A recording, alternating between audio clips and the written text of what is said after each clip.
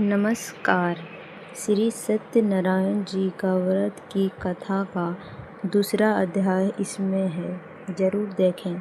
सूत जी बोले, हे ऋषियों, जिसने पहले समय में इस व्रत को किया है उसका इतिहास कहता है, ध्यान से सुनो। सुंदर काशीपुरी नगरी में एक अत्यंत निर्धन ब्राह्मण रहता था। वह भूख और प्यास से बेचैन हुआ नित्य पृथ्वी पर घूमता था।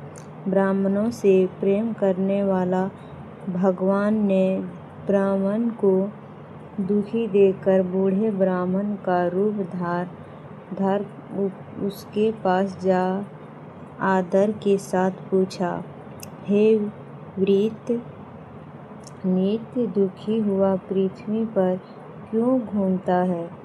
हे श्रेष्ठ ब्राह्मण, यह सब मुझसे कहो, मैं सुनना चाहता हूँ। ब्राह्मण बोला, मैं निर्धन ब्राह्मण हूँ, भिक्षा के लिए पृथ्वी पर फिरता हूँ। ये भगवान, यदि आप इसका उपाय जानते हो तो कृपा कर हमें बताएं। पृथ्वी ब्राह्मण बोला कि सत्यनारायण भगवान मनवांछित फल देने वाले हैं, इसीलिए हे ब्राह्मण, तू उसका पूजन कर, जिसके करने से मनुष्य सब दुखों से मुक्ति होता है। ब्राह्मण को व्रत का सारा विधान बतलाकर बूढ़े ब्राह्मण का रूप धारण करने वाले सत्यनारायण भगवान अंत धारण हो गए। जिस व्रत को वृद्ध ब्राह्मण ने बतलाया है, मैं उसको करूँगा। यह निश्चय करने पर उसे रात में नींद भी नहीं आई। वह सवेरे और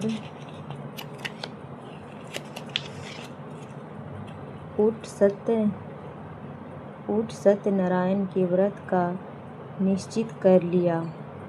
भिक्षा के लिए चला। उसको भिक्षा में बहुत धन मिला, जिससे बंधुओं के साथ उसने सत्यनारायण का व्रत किया। इसके करने से वह ब्राह्मण सब दुखों से छुटकारा, अनेक प्रकार की संपत्तियों से युक्त हुआ। उस समय से वह ब्राह्मण हर मास व्रत करने लगा। इस तरह सत्यनारायण भगवान के व्रत को जो करेगा वह मनुष्य सब दुखों से छूट जाएगा। इस तरह नारद जी से नारायण का कहा हुआ यह व्रत मैंने तुमसे कहा। हे विप्रो, मैं अब और क्या कहूँ? ऋषि बोले, हे मुनिवर, संसार में इस ब्राह्मण से सुनकर किसने इस व्रत को किया, हम यह सब सुनना चाहते हैं। इसके लिए हमारे मन में श्रद्धा है। सूत जी बोले, हे मुनियों, जिसने इस व्रत को किया है वह सब सुनो। एक समय एक ब्राह्मण धन और ऐश्वर्य के अनुसार बंधुओं के साथ व्रत करने को तैयार हुआ। उसी समय एक लकड़ी बेचने वाला बूढ़ा आदमी आया और बाहर लकड़ियों को रखकर ब्राह्मण के मकान में गया।